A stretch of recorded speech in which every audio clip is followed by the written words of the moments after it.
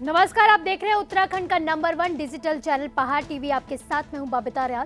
रुक करते हैं खबरों का, लेकिन उससे पहले एक नजर आज की हेडलाइंस पर। केंद्रीय गृह मंत्री अमित शाह पहुंचे दून, सीएम धामी ने किया स्वागत, कई योजनाओं का करेंगे शुभारंभ। पौड़ी में बैठक के दौरान कांग्रेस कार्यकर्ताओं के बीच हुई झड़प, महिला कार्यकर्ता ने फेंक कर मारा जूता। जीटीसी हेलीपैड से नाराज होकर वापस लौटी मंत्री रेखा आर्य, स्वागत कार्यक्रम की सूची में नाम न होना बताई जा रही है वजह। केंद्रीय गृह मंत्री अमित शाह के दौरे का विरोध कर रहे कांग्रेसी गिरफ्तार। गृह मंत्री अमित शाह ने किया मुख्यमंत्री घसियारी कल्याण योजना का शुभारंभ। केंद्रीय गृह मंत्री अमित शाह के जोली ग्रांट एयरपोर्ट आगमन पर मुख्यमंत्री पुष्कर सिंह धामी, विधानसभा अध्यक्ष प्रेमचंद अग्रवाल और भाजपा के प्रदेश अध्यक्ष मदन कौशिक ने उनका स्वागत किया। केंद्रीय गृह मंत्री अमित शाह ने देहरादून में मुख्यमंत्री घसियारी कल्याण योजना का शुभारंभ किया। इस दौरान उन्होंने कांग्रेस और मुख्य रूप से हरीश रावत पर निशाना साधा। उन्होंने कहा कि रावत ने डैनिश और नकली शराब बिकवाई और उनकी सरकार में घपले घोटाले भी हुए। उन्होंने हरीश रावत को उनका स्टिंग देखने की सलाह भी दी। पत्रकार उमेश कुमार ने खानपुर विधानसभा से चुनाव लड़ने का मन बना लिया है। इसी के चलते उन्होंने क्षेत्र में जनसंपर्क करना शुरू कर दिया है। इसी क्रम में कल उन्होंने खानपुर विधानसभा के अब्दुल रहीमपुर, लालचंदवाला, गोवर्धनपुर, प्रहलादपुर, महाड़ा बेला, चंदरपुरी आदि गाँव के लोगों से मुलाकात की और उनका हालचाल जाना। पत्रकार उमेश कुमार ने बताया कि खानपुर विधानसभा का क्षेत्र अभी विकास की दौड़ में काफी पीछे है और वह इस क्षेत्र में विकास करने की इच्छा से आए हैं। आगामी विधानसभा चुनाव के मद्देनजर कांग्रेस के पूर्व अल्पसंख्यक आयोग के जिला प्रभारी नरेंद्रजीत सिंह बिंद्रा के पौड़ी आगमन पर कांग्रेसी कार्यकर्ताओं द्वारा जिला पंचायत के पुराने सभागार में समीक्षा बैठक का आयोजन किया गया था। इसी दौरान बैठक में कुछ बातों को लेकर कार्यकर्ता आपस में ही भिड़ गए। इस दौरान कार्यकर्ताओं में आपस में जमकर खींचतान भी होती नजर आई। वहीं आक्रोशित कार्यकर्ताओं का गुस्सा इतना ज्यादा बढ़ गया कि बैठक के दौरान हाथापाई से लेकर जूते चलने तक की घटना होती हुई दिखाई दी। मसूरी के शगुन वेडिंग पॉइंट में आयोजित कांग्रेस दीपावली स्नेह मिलन के कार्यक्रम में बतौर मुख्य अतिथि पहुंचे पूर्व मुख्यमंत्री हरीश रावत और प्रदेश अध्यक्ष गणेश गोडियाल का कांग्रेस कार्यकर्ताओं ने गर्मजोशी के साथ स्वागत किया। इस मौके पर हरीश रावत और गणेश गोडियाल ने प्रदेश की पुष्कर सिंह धामी सरकार पर जमकर हमला बोला। उन्होंने कहा कि सरकार भाजपा की सरकार पूर्ण रूप से फेल हो चुकी है। पुष्कर सिंह धामी खनन माफियाओं के हाथ की कठपुतली बनकर रह गए हैं। वहीं पुष्कर सिंह धामी प्रदेश के नहीं, खनन माफियों के मुख्यमंत्री है। राजनीति का मौका क्यों दे रहे हैं? सत्यता ये है कि जहां जहां मैं गया पीछे पीछे फिर भाजपा आई। आपको आपदा के समय में तत्परता, तत्कालिकता का बड़ा भारी महत्व है। सरकार को दिखाई देना चाहिए। हमारे मुख्यमंत्री नहीं दिखाई दिए थे तो जोसिंह गुलसोला जी ने उनको बाहर कर दिया था। अब ये तो कहीं दिखाई नहीं दिए। इनके मंत्री अपने विधायक कह रहे हैं कि साहब तुम वहीं दिखाई दे रहे हो जहाँ हेलीकॉप्टर है? आपदा तो आई है ये गाँव में, तुम वहाँ तो दिखाई नहीं दे रहे हो। इनके अपने कार्यकर्ताओं ने केंद्रीय मंत्री का घेराव करके नारेबाजी कर दी। तो इसका मतलब आपदा प्रबंधन में हमारे कहे पर मत जाइए, फेल हो गए हम। मैंने जब रुद्रपुर में चिंताजनक स्थिति देखी तो वहाँ मैंने और गोदियाल जी ने तय किया और हमने कहा कि हम 27 तारीख तक का वक्त देते हैं कि लोगों तक राहत पहुँचे, और नहीं पहुँचेगी तो 28 तारीख को चेतावनी के रूप में हम उपवास रखेंगे। तो हमने चेतावनी के रूप में उपवास रखा कल। हमको उपवास का मौका ही क्यों दिया आप? और यदि आप भी नहीं करोगे तो हम हफ्ते 10 दिन के बाद प्रदर्शन करेंगे, नारे लगाएंगे, सड़कों में निकलेंगे। ऐसा है, पुष्कर सिंह धामी जी ये भूल रहे हैं कि वो सरकार के मुख्यमंत्री और सरकार में हैं। वो कांग्रेस पर आरोप लगा रहे हैं। कांग्रेस विपक्ष में है। कांग्रेस का काम है कि जहां मदद नहीं पहुंची है उस बात को उठाए, उस आवाज़ को उठाए। तो ये तो हमारा प्रतिपक्ष का धर्म है और जनता के प्रति संविधान में दिए गए प्रदत्त अधिकारों का हम उपयोग करते हुए और जनता हमसे जो उम्मीद कर रही है उस उम्मीद पर खरा उतरते हुए हम मांग कर रहे हैं। हम गलत कर रहे हैं? उन्हें क्यों नहीं उन्होंने अभी तक मदद पहुंचाई? क्यों वो आपदाग्रस्त क्षेत्रों में जब गए और ऐसी जगहों पर उन्होंने ये स्टेटमेंट दिया कि जो भी मृतक परिवार के आश्रित हैं वो मेरे पास मिलने के लिए यहाँ पर आए, मैं जगह जगह नहीं जा सकता? ऐसा क्यों कहा उन्होंने? ये अपमान है उन लोगों का और ये असंवेदनशीलता दिखाता है कि वो इस प्रदेश की जनता के प्रति कितने असंवेदनशील हैं। राजनीति वो कर रहे हैं, राजनीति हम तो मांग कर रहे हैं, वो मांग को पूरी करें, हम उनसे ये चाहते हैं। और केंद्र के उनके नेता यहाँ राजनीतिक सैलानी बन के आ रहे हैं। ये राजनीतिक सैलानी बनकर आकर उत्तराखंड की जनता को बरगलाने का काम छोड़ें। वो हमारे जख्मों पर अगर मरहम लगाने आ रहे हैं तो पालक के रूप में केंद्रीय मंत्री, बहुत बड़े ओहदेदार जो कि पूरे देश को चला रहे हैं, हम उनसे ये उम्मीद करते हैं कि वो हमारे पालक के रूप में आएँ और हमारे जख्मों पर मरहम लगाएं। जनपद नैनीताल के सुशीला तिवारी हॉस्पिटल में जन औषधि परिवार हल्द्वानी द्वारा जन औषधि मित्र सम्मेलन का जिला पंचायत अध्यक्ष बेला तौलिया, विशिष्ट अतिथि डॉक्टर महेंद्र राणा, सांसद प्रतिनिधि लक्ष्मण खाती ने दीप प्रज्वलित कर शुभारंभ किया। यह सम्मेलन लौह पुरुष सरदार वल्लभ भाई पटेल जी की जयंती के अवसर पर 25 अक्टूबर से 31 अक्टूबर तक मनाया जाएगा। कार्यक्रम में सभी वक्ताओं ने जन औषधि की दवाइयों की विशेषताओं में प्रकाश डाला। कार्यक्रम में जन औषधि प्रबुद्ध प्रमाण पत्र और जन औषधि मित्र प्रमाण पत्र भी वितरित किए गए।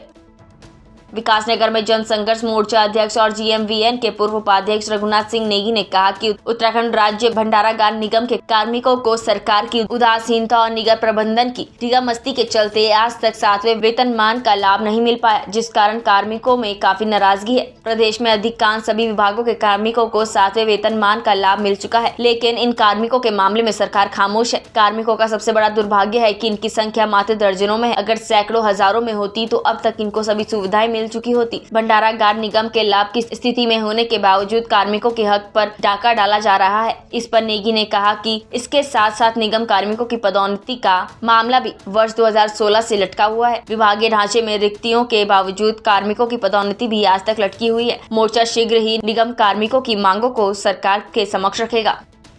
दरअसल उत्तराखंड राज्य भंडारागार निगम की जो कर्मचारी, उनको आज तक सरकार की लापरवाही समझ लीजिए, निगम प्रबंधन की जो ढींगा मस्ती है, उसके चलते आज तक इनको 7वें वेतनमान का लाभ नहीं मिल पाया। और ये स्थिति जब है कि जब जो निगम है वो लाभ की स्थिति में लगातार मुनाफा कमा रहा है, उसके बावजूद मैं नहीं समझ पा रहा हूँ कि सरकार क्यों इनको उनका हक नहीं देना चाह रही है। और इसके साथ साथ जो विभागीय कर्मचारियों में इस बात को लेकर के भी रोष है कि जो इनका पदोन्नति वाला मामला 2016 से लगातार अटका हुआ है। विभाग बिल्कुल भी इनकी पदोन्नति करने को तैयार नहीं है। विभागीय ढांचे में रिक्तियाँ हैं और उनको परमिशन मिलना चाहिए कर्मचारियों को। उनकी कार्यशैली है, तमाम इन चीज़ों पे भी फर्क पड़ता है। हमारा इसमें यही कहना है कि इनका जो मांगे हैं इस पर सरकार को एक्शन लेना चाहिए। और जन संघर्ष मोर्चा इन तमाम बातों को लेकर के इन कर्मचारियों के हक में बहुत जल्दी हम सरकार से भी बात रखेंगे, उनके पक्ष को भी हम रखेंगे कि इन कर्मचारियों की मांगों पर संज्ञान लिया जाए। घनसाली में केराराम सोसाइटी बेलेश्वर केमर घाटी में शिक्षा, कृषि और महिला उत्थान के लिए लगातार अन्य संस्थाओं के साथ मिलकर कार्य कर रही है। वर्तमान में 200 महिलाओं के साथ सोसाइटी विभिन्न कार्यक्रम जिसमें ग्रामीण स्वच्छता, कृषि और व्यक्तिगत विकास के लिए कार्यरत है। इसके अलावा दर्शन लाल आर्य द्वारा सोसाइटी के सचिव डॉक्टर सोना उनियाल, केराराम ब्रेलेट माइंड स्कूल के उप प्रबंधन हर्षमणि उनियाल और क्षेत्र में गुण संस्था के प्रतिनिधि स्तम सिंह पवार, दुर्गा प्रसाद नौटियाल, भागीरथ प्रकाश बेसरियाल, दुर्गा अवस्थी और स्थानीय दुकानदार मनोज पोखरियाल को कोरोना योद्धा से सम्मानित किया गया। सरोवर नगरी नैनीताल में उत्तराखंड राज्य आंदोलनकारी अधिवक्ता संघ द्वारा पत्रकार वार्ता आयोजित की गई। पत्रकार वार्ता के दौरान पूर्व सांसद महेंद्र सिंह पाल और अन्य उत्तराखंड आंदोलनकारियों ने कहा कि जिन लोगों ने उत्तराखंड आंदोलन के दौरान बदसलूकी की है, उन लोगों को कतई बख्शा नहीं जाएगा। दोषियों को सजा दिलाने को लेकर किस तरह न्यायिक लड़ाई लड़ी जाए, इस पर मंथन किया गया। इस क्रम में अधिवक्ता राज्य आंदोलनकारी रमन शाह ने बताया कि नैनीताल में 31 अक्टूबर को एक विशाल संगोष्ठी का आयोजन किया जा रहा है। संगोष्ठी में देश भर से आए आंदोलनकारी अपने विचार व्यक्त रखेंगे। साथ ही केंद्र सरकार से आंदोलनकारियों पर बर्बरता करने वालों के खिलाफ पूर्व में CBI द्वारा दाखिल चार्जशीट के आधार पर दोषियों के खिलाफ कार्रवाई की मांग करेंगे। नई टीडी के बौराड़ी में जिले के दिव्यांगजनों को कृत्रिम अंग वितरित किए गए। ग्रामीण क्षेत्र विकास समिति राइट संस्था के माध्यम से दिव्यांगों के लिए एक शिविर का आयोजन किया गया, जिसमें जिले के 43 दिव्यांगों को कृत्रिम पैर, बैसाखी, व्हीलचेयर और कान की मशीनें उपलब्ध कराई गई। दिव्यांगजनों ने राइट संस्था का आभार जताया, जिसके माध्यम से उन्हें निःशुल्क उपकरण और कृत्रिम अंग उपलब्ध हो पाए हैं। दिव्यांगों के बीच पहुंची टीडी की जिलाधिकारी ईवा आशीष श्रीवास्तव ने कहा कि दिव्यांगता कोई कमजोरी की निशानी नहीं है, बल्कि दिव्यांगजनों को मानसिक रूप से मजबूत होकर समाज की मुख्य धारा में अपने आप को शामिल करना होगा। श्री बहुगुणा जी द्वारा और उनकी संस्था द्वारा बहुत ही उत्कृष्ट कार्य किया जा रहा है। इसकी जितनी भी प्रशंसा की जाए कम है। और बहुत से ऐसे लोग हैं जो चल नहीं पा रहे हैं, सुन नहीं पा रहे हैं, जीवन में उनको बहुत ज़्यादा कठिनाइयाँ इसकी वजह से आ रही है। उनका जीवन जो है सुगम बन जाएगा। तो इस कार्य से बेहतर मानव सेवा का कार्य के एग्जाम्पल बहुत कम मिलेंगे और ये बहुत अच्छा कार्य वो कर रहे हैं। मैं इनको बहुत बधाई देती हूँ और आगे भी ये कार्य जारी किया जाए। हम लोगों का जो भी सहयोग होगा हम ज़रूर देंगे। दिव्यांगों के लिए मेरा एक ही संदेश है कि वो अपनी मानसिक जो दृढ़ता होती इच्छा शक्ति है वो मजबूत होनी चाहिए और कोई भी कार्य जो है वो उनके मतलब यदि इच्छा शक्ति मजबूत है तो कोई भी कार्य कर सकते हैं, कोई भी कार्य कर सकते हैं। यानी मानसिक दृढ़ता से शारीरिक जो निःशक्तता है उस पर विजय प्राप्त की जा सकती है। दूसरा ये है कि जो यदि किसी कारण से हाथ पाँव कट जाते हैं किसी दुर्घटना में, तो निराश ना हो। आज के डेट में हमारे पास बहुत ही उच्च कोटि के जो प्रोस्थेटिक लिम्ब है, जिसके सहारे जो आम जिंदगी जो है, नॉर्मल जो जिंदगी है वो आसानी से जो जी जा सकती है। बस यही मेरा उनके लिए एक संदेश है कि अपनी मानसिक जो दृढ़ता है वो मजबूत बना के रखें। खासकर किस प्रकार की सहायता करते हैं आप लोग? देखिए, मैं यहाँ पर मेरा वैसे देहरादून में अपना नोटियल आर्टिफिशियल लिम्ब सेंटर, और मैं पिछले 25-26 सालों से जो है उत्तराखंड में कार्य कर रहा हूँ अपने जो फिजिकली जो चैलेंज लोगों के लिए। इसमें मेरे साथ बहुत सारी NGOs हैं, जैसे कि आज मैं यहाँ पे नई टिहरी में आया हूँ। राट्स है, रानीचौर ग्रामीण क्षेत्र विकास समिति है, श्री सुशील बाबुला जी की समिति है, और उनके तत्वाधान में यहाँ पे जो डिसेबल्ड लोग हैं, जो फिजिकली जो चैलेंज है, यहाँ पे बुलाए गए थे। उनका हमने कुछ महीने पहले जो है, कुछ दिन पहले नाप लिया था कुछ पेशेंट्स के, और आज उनको प्रोस्थेटिक लिम्ब के सहारे से चलाया जा रहा है, जिसका कि खर्चा जो है स्वयं श्री सुशील बाबुला जी द्वारा वहन किया जाएगा। ये हमारी संस्था सन 2002 से दिव्यांग लोगों के लिए काम कर रही है, और जिन लोगों की आय 1,80,000 रुपये वार्षिक से कम है और 40% से अधिक जिनकी दिव्यांगता प्रमाण पत्र जिनके पास है, उनके लिए हमारी संस्था द्वारा निःशुल्क उपकरण उपलब्ध कराए जाते हैं। और इसी के तहत इस समय जो हमने 25, 26 और 27 अगस्त को जो कैंप यहाँ पर लगाया था बौराड़ी में, उसमें जिनके पैर कटे हुए थे उनका जो है मेजरमेंट हमारे डॉक्टर साहब नौटियाल जी के द्वारा किया गया है, और आज उनको यहाँ पर पैर उपलब्ध कराए गए हैं। आप देख रहे होंगे कि कई लोग जो पहले बैसाखी के सहारे चलते थे, आज जो है वो पैर से बिना बैसाखी के आराम से चल रहे हैं। और हमारे साथ कई सारे लोग ऐसे भी जिन्होंने अभी पहले भी हमने उनको पैर दिए, आज वो लोग भी हमने बुलाए हैं। वो इसलिए बुलाए गए हैं कि ताकि जो नए जिनको मिल रहा है उनको लगता है कि हम तो चल ही नहीं पाएंगे, तो हम उनको दिखा रहे हैं कि देखो ये कैसे चल रहे हैं। तो उसमें कई लोग अपना व्यवसाय कर रहे हैं, कोई जॉब कर रहा है।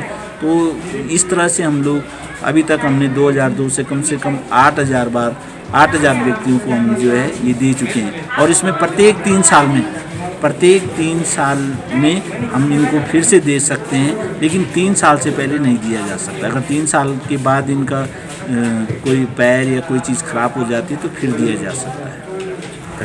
मसूरी पहुंचे पूर्व मुख्यमंत्री हरीश रावत और कांग्रेस के प्रदेश अध्यक्ष गणेश गोड़ियाल ने प्रधानमंत्री के 5 नवंबर के दौरे को लेकर कहा कि प्रधानमंत्री केदारनाथ दर्शन के लिए आ रहे हैं, यह अच्छी बात है। उनके द्वारा बनाई गई गुफा में पिछली बार ध्यान लगाया था, इस बार शंकराचार्य जी की मूर्ति का लोकार्पण करेंगे, जिसका शिलान्यास उनके द्वारा किया गया था। उन्होंने कहा कि केदारनाथ में प्रोजेक्ट सब उनके द्वारा चलाए गए थे।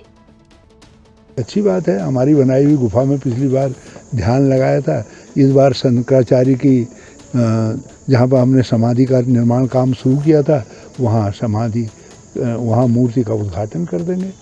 प्रोजेक्ट तो वही हैं जो हमारे किए। हाँ, हम जिनको नहीं कर पाए उनमें एक चोराबाड़ी क्षेत्र के अंदर जो है ब्लॉक बनाने का काम था, ताकि कभी वैसा सैलाब आए तो पानी को पहली रुकावट उसी क्षेत्र में मिल जाए। भैरव मंदिर और केदार धाम का जो शरण हो रहा है मंदाकिनी से तल्ली लिंचोली से यहाँ तक, उसको रोकने का काम हम शुरू नहीं कर पाए थे। गौरी कुंड को पुराने स्वरूप में लाना था, थोड़ा काम किया हमने, लेकिन पुराने स्वरूप में, क्योंकि गौरी कुंड का बहुत बड़ा महत्व है, उसका धार्मिक आध्यात्मिक बहुत बड़ा महत्व है, उस स्वरूप में उसको लाना आवश्यक है। फिर चौमासी के हम पैदल रास्ता बना करके गए, हम चाहते थे लाइट व्हीकल रोड के रूप में भी डेवलप हो जाए, वो उसको नहीं कर पाए। और तल्ली लिंचोली से हम रोपवे का प्रोजेक्ट बना करके गए थे, DPR भारत सरकार को सबमिट की थी, उनको करना है। तो इन कामों को यदि मोदी जी कर देंगे तो आप देखिएगा, मैं सबसे पहला व्यक्ति हूँगा जो थैंक यू मोदी कहेंगे, क्योंकि हम एक बात जानते हैं, वो आज मंजूर करेंगे, पैसे की व्यवस्था कर जाएंगे, तो करना तो हम ही को पड़ेगा ना, भाजपा तो तब तक चली जाएगी। पहाड़ टीवी में फिलहाल के लिए बस इतना ही। उत्तराखंड की बड़ी और तमाम खबरों के लिए आप देखते रहिए पहाड़ टीवी। नमस्कार। है बेखौफ उम्मीद का रंग।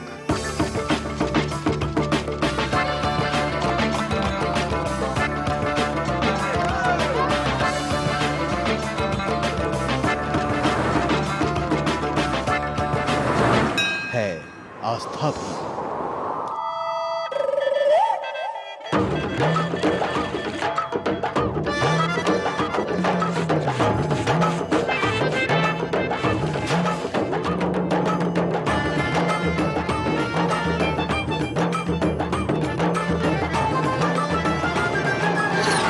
ये है मेरा उत्तराखंड।